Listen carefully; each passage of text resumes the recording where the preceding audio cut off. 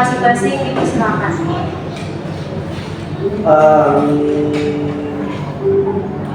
Berdoa selesai.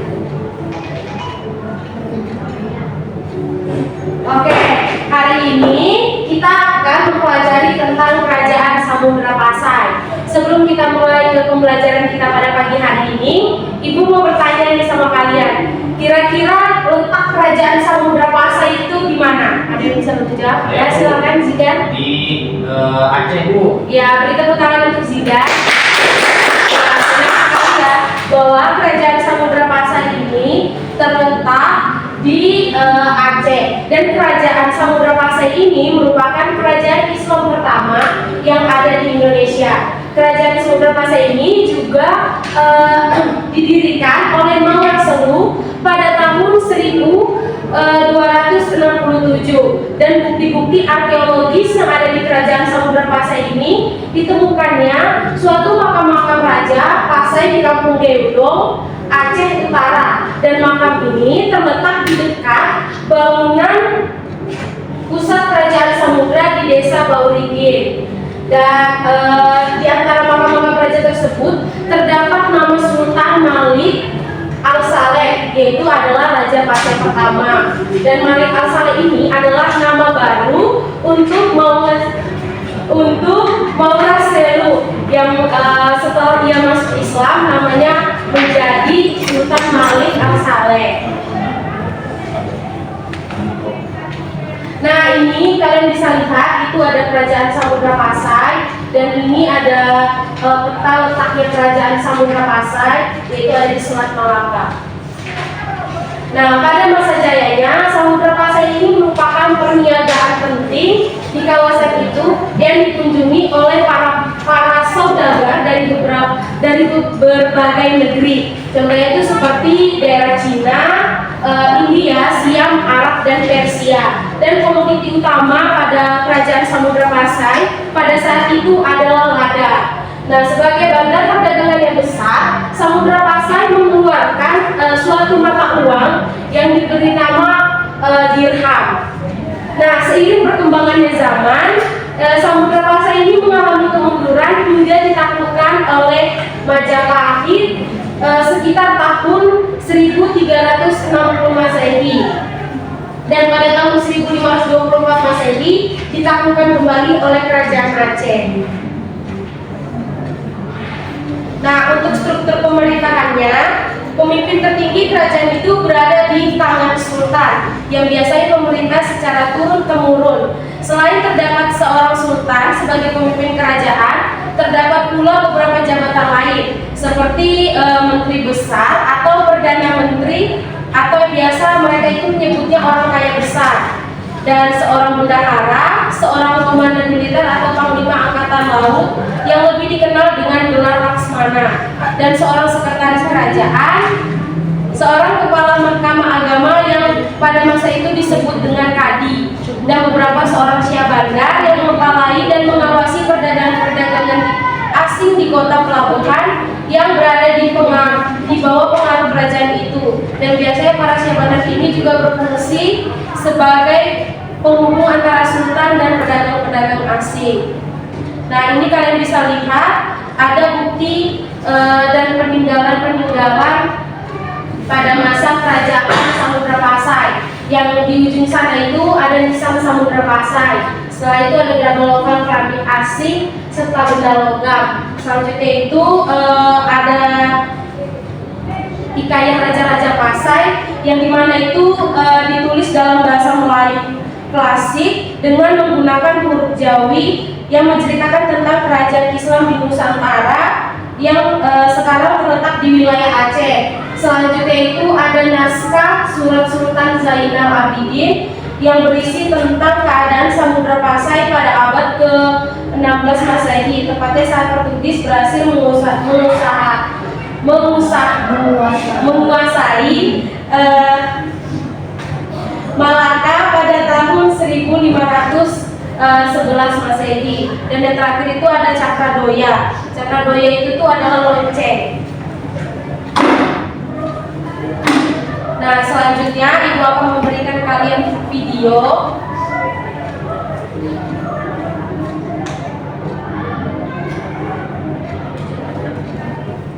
disimak ya.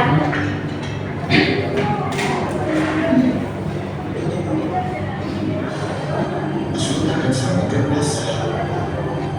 Bagian 1. Samudra Pasai menjadi kesultanan. Kesultanan Samudra Pasai, kesultanan pertama di Nusantara. Perairan di semenanjung Malaya menjadi saksi lahirnya kerajaan-kerajaan Islam di Indonesia. Salah satunya adalah Samudra Pasai. Berdasarkan pendapat dari beberapa ahli sejarah, Samudra Pasai tercatat sebagai kesultanan pertama di Nusantara. Kesultanan Islam pertama di Nusantara ini berdiri seiring berkembangnya pamor penguasa Sumatera, Kerajaan Sriwijaya. Kesultanan ini terletak di pesisir timur sebelah utara dari Pulau Sumatera yang sekarang masuk wilayah Aceh. Nama Samudra Pasai merupakan gabungan dari nama dua kota, yaitu Samudra dan Pasai. Kesultanan Samudra Pasai dirintis oleh Marhasilu pada abad ke-13 atau sekitar tahun 1267. Samudra Pasai pada awalnya belumlah menjadi kerajaan Islam. Hingga suatu hari, seorang yang bernama Syekh Ismail dari Mekah berangkat dengan kapalnya menuju ke timur. Syekh Ismail ketika itu dalam perjalanan menuju China, beliau berhenti sebentar di India untuk bertemu dengan seorang bekas penguasa yang telah meletakkan tahtanya dan memilih hidup sebagai ulama. Sang ulama dari India tersebut terus serta dalam perjalanan Syekh Ismail ke timur. Hingga kemudian kapal yang mereka tumpangi berapat di pelabuhan Samudra Pasai. Pertemuan berhasil dengan Syekh Ismail inilah yang membuatnya masuk agama Islam. Syekh Ismail kemudian memberikan gelar Sultan Malik Al-Shalih kepada Marhasilu. Syekh Ismail tidak lama tinggal di Samudra Pasai. Setelah itu, beliau melanjutkan perjalanan menuju Cina. Sedangkan ulama dari India tetap tinggal untuk menyebarkan agama Islam di Samudra Pasai. Pelan tapi pasti, penduduk Samudra Pasai pun memeluk agama Islam. Dalam catatan sejarah, pusat pemerintahan Samudra Pasai terletak di muara Sungai Pasangan. Sebagai kerajaan pesisir, Samudra Pasai juga mengandalkan perdagangan melalui pelabuhannya. Pada masa-masa awal tersebut, Samudra Pasai sudah memiliki hubungan dagang dengan kerajaan lainnya di Nusantara dan kerajaan dari berbagai belahan dunia lainnya seperti Cina, Arab, Syam, dan India. Para pedagang dari berbagai belahan dunia itu datang ke Samudra Pasai untuk membeli komoditas seperti lada, kapur barus, dan emas. Seiring meningkatnya laju perdagangan, Samudra Pasai tidak melupakan unsur penting lainnya, yaitu kekuatan militer angkatan laut. Perdagangan tidak akan berkembang jika tidak didukung oleh keamanan. Maka dari itu, Samudra Pasai membangun angkatan lautnya dan berhasil mengendalikan perairan di sekitar semenanjung Malaya. Selama kepemimpinannya, Sultan Malik Al-Shalih berhasil membawa Samudra Pasai pada stabilitas politik dan ekonomi. Dan satu hal penting lainnya yang tercatat dalam sejarah Nusantara adalah penyebaran agama Islam secara masif di Samudra Pasai. Pada tahun 1292, seorang pelaut asal Venesia, Marco Polo, mendapatkan kapalnya di pelabuhan Samudra Pasai. Ketika itu, Marco Polo sedang dalam perjalanan kembali dari kunjungannya ke Cina. Sultan Malik Al-Shalih menyambut kedatangan Marco Polo dengan tangan terbuka. Dalam catatannya, Marco Polo menuliskan bahwa Samudra Pasai merupakan negeri yang tentram dan damai. Marco Polo juga mencatat bahwa Samudra Pasai juga kaya akan hasil alam dan pertanian yang melimpah. Namun, kunjungan Marco Polo sangat singkat karena dia harus melanjutkan perjalanannya. Tahun 1297, Sultan Malik Al-Shalih meninggal dunia. Selain sebagai perintis, Sultan pertama Samudra Pasai itu berhasil mengokohkan fondasi kerajaan yang telah diwarisi oleh para penerusnya. Jenazah Sultan Malik Al-Shalih dimakamkan di Kampung Samudra. Sepeninggal meninggal Sultan pertama, tahta kerajaan dilanjutkan oleh Sultan Al-Malik Az-Zahir pertama atau dikenal juga dengan nama Sultan Muhammad pertama.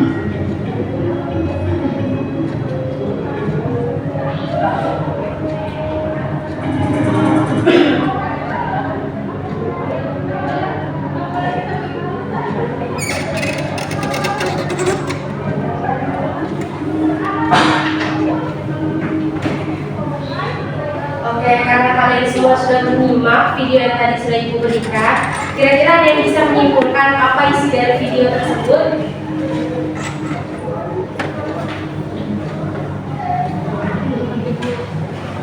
Ada yang bisa? Atau Ibu tunjuk?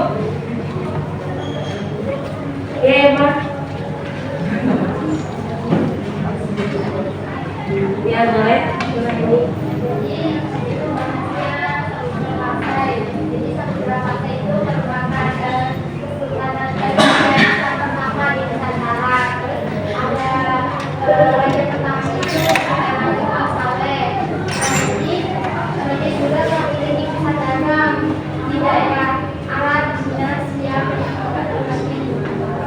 Oke, terima kasih Nuraini. Kita berikan tepuk tangan untuk Oke, selanjutnya Ibu akan memberi kalian tugas kelompok yang dimana kalian dibagi menjadi 3 kelompok.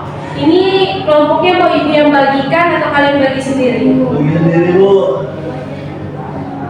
Ibu aja sih, Bu. Oke, sedangkan semuanya minta Ibu yang bagikan. Silakan dari Nuraini berhitung sampai 3 ya. 1, 2, 3, 1, 2. Oh ya? 2. Oke, silakan gabung dengan kelompoknya masing-masing. Dua sini.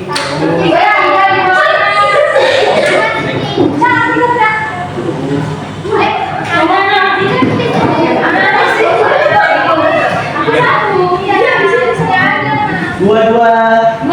Mau berangkat sudah 2.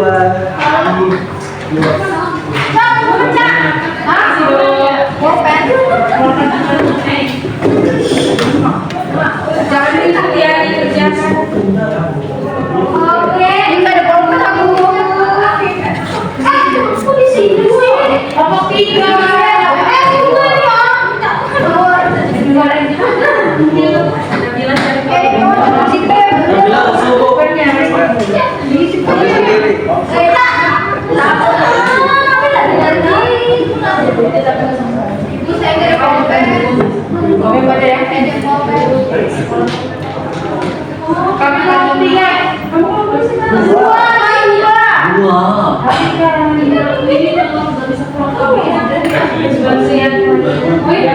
Bagaimana kehidupan ekonomi dan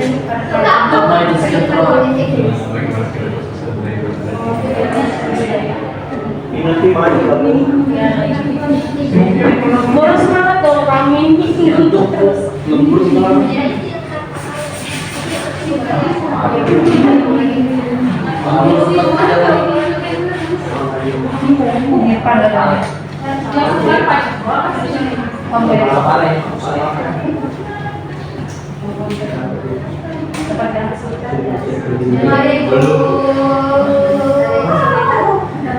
Ibu mau tanya Ibu, ya. Jadi itu cari tentang kehidupan ekonominya aja Ibu. Ya, Karena saya tahu.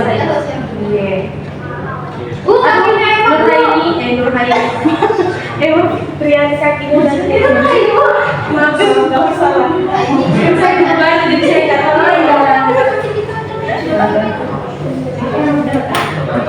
Webin. Bu, Nuralisa nggak bantuin Bu. Nuralisa Ibu memangnya terus sekali Ibu. Kenapa ini nggak bilang aja? Jangan pakai Ibu.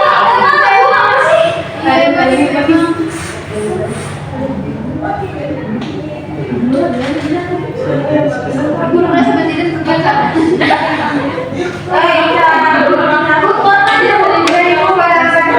Bahasanya bukan bahasa siswa.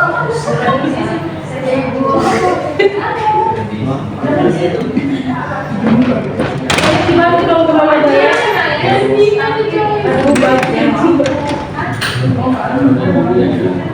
Kancing-kancing Bu. Gabriel. Aduh. Lepas Bu. Masih keluaran dulu. Ya Bu, dia tidak mau membantu sekolah. Oh iya, bagus semuanya Pak ya.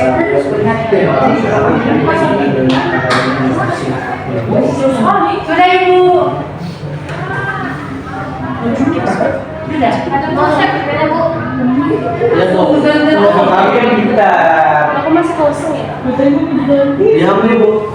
Gak boleh bawa HP ya Mas. Oh.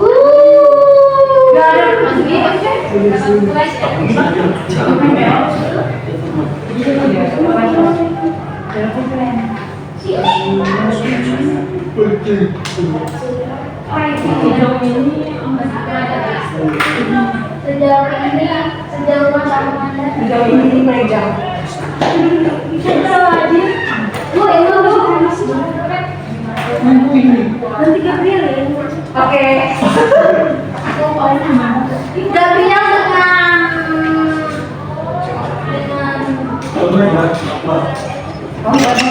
kamu dia.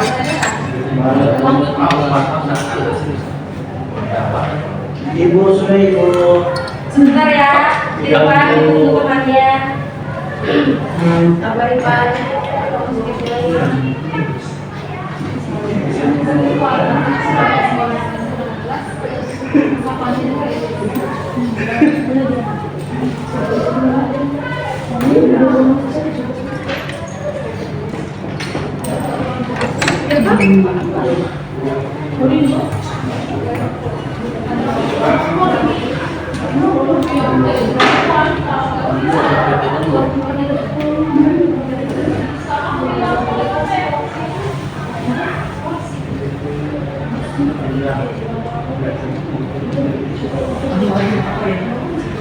Bu, Irfan aku joki Bu.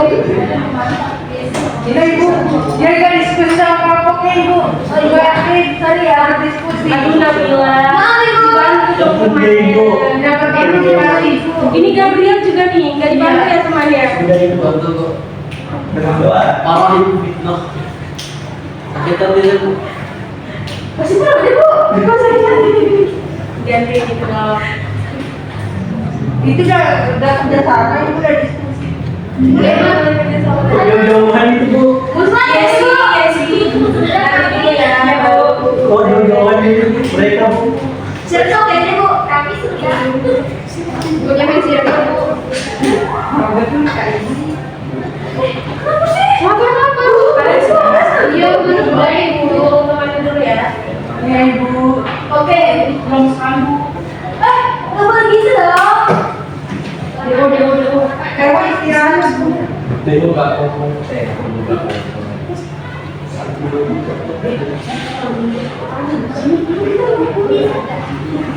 Wah bisa.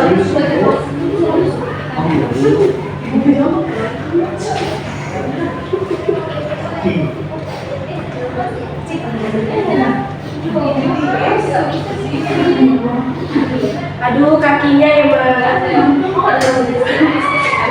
Suruh nyanyi Bu. Dia taruh di Gabriel nih Pak. bisa tidur nih. Booking makan. Ini kok nggak ada tulisannya sih? Ada Ibu. Ada, Bu. Iya dia mau. Mau ngajar. Tunggu. Belum nih Bu. Ya, Nih. Belum sengaja kenal nih Bu. Kamu nggak ya? bawa ini sih, Rob. Iya udah Ibu. Sudah saya tambah terima kasih.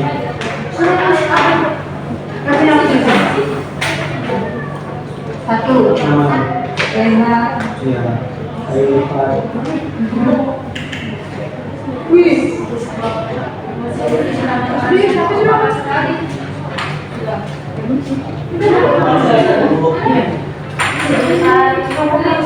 Tiga.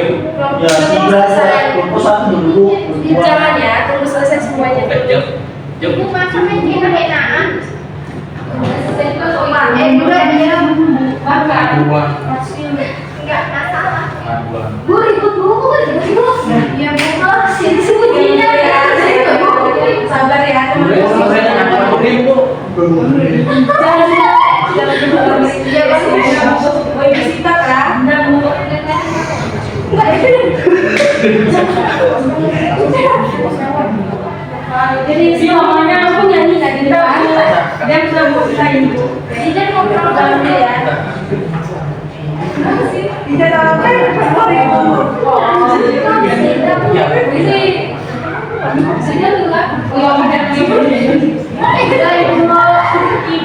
Bohong, itu masih nulis.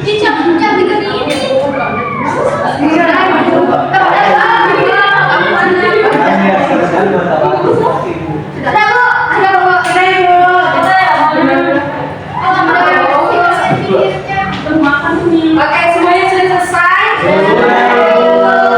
Ya, sekarang dari kelompok 2 dulu.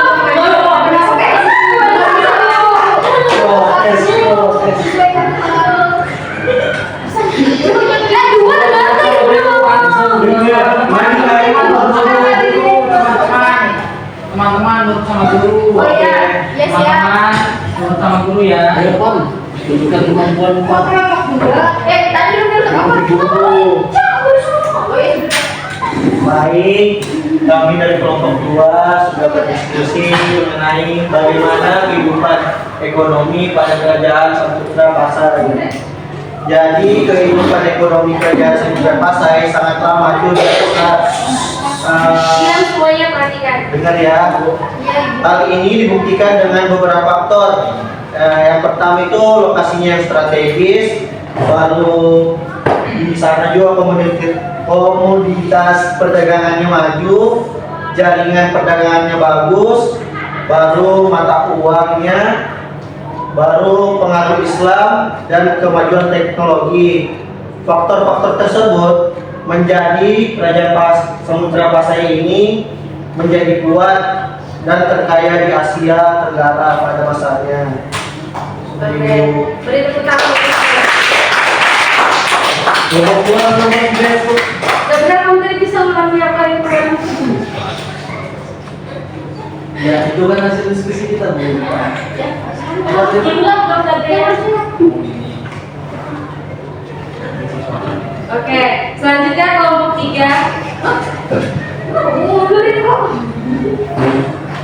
Ya, cek random. Ya, bagaimana kehidupan sosial budaya pada kerajaan Samudra Pasai? Sudah berani perhatikan ya? Kehidupan sosial budaya di Samudra Pasai pada masa itu sangat dipengaruhi oleh 2 faktor utama, yaitu agama Islam, yang dimana Islam menjadi agama resmi kerajaan sejak abad ke-13, yaitu perdagangan, yang dimana perdagangan dan berbagai penjuru dunia datang ke Samudra Pasai membeli dan menjual berbagai macam tas seperti lada, emas, kapur barus, dan kain. Habis itu sosialnya masyarakat terbagi menjadi beberapa kelas sosial, yaitu bangsawan, ulama, pedagang, dan rakyat jelata. Dan yang terakhir budaya itu adat istiadat dan terbagi menjadi Buddha, meskipun sudah banyak yang disesuaikan dengan ajaran Islam. Oke, beri tepuk tangan dulu. Selanjutnya untuk kelompok 1 silakan. Berdua Bu, umumnya. Kami akan menjelaskan kehidupan politik Samudra Pasai, yaitu 1. Sultan sebagai pemimpin negara dan agama. Lalu peran ulama itu sangat penting karena dalam kehidupan politik, karena kerajaan Samudra Pasai berbentuk kesultanan dan agama resminya adalah Islam. Dan ketiga, Pati sebagai pembantu sultan.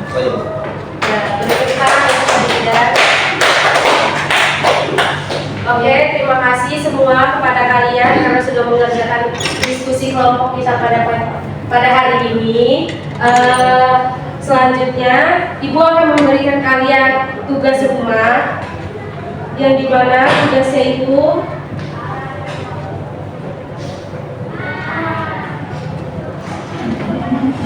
Sebentar ya, sebentar.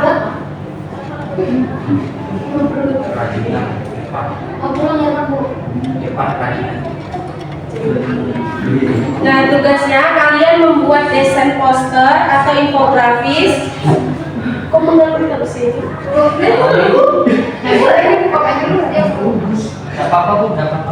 Kalian membuat desain poster atau infografis yang berisi informasi tentang kerajaan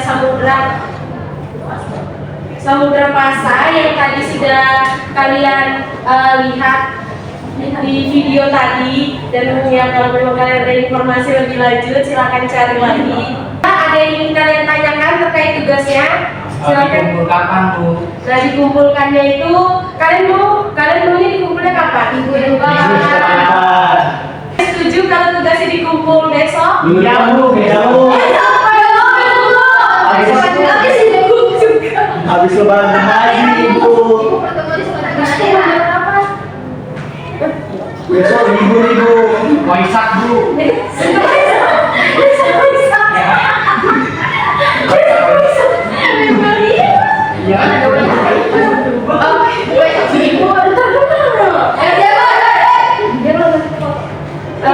Baik, tugasnya akan dikumpulkan minggu depan ya, di saat jam pelajaran itu. Berarti kalian per individu presentasi di depan, dan teman-temannya wajib bertanya ya. Iya.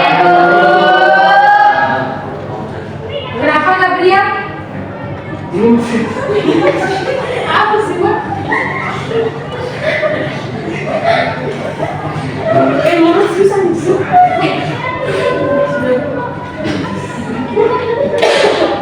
Oke, mungkin itu saja pelajaran yang Ibu dapat sampaikan pada hari ini. Kurang dan lebihnya Ibu mohon maaf. Kalau kalian merasa ada yang masih kurang, kalian bisa datangi Ibu di kantor. Datangi Ibu di kantor. Baik Oke, Ibu. Bu. Terima kasih Bu. Ya, mungkin itu saja. Terima kasih. Sebelum kita menutup kelas pada hari ini, sebaiknya kita berdoa menurut agama dan keyakinan masing-masing. Dipersilahkan. Berdoa selesai. Terima kasih. Selamat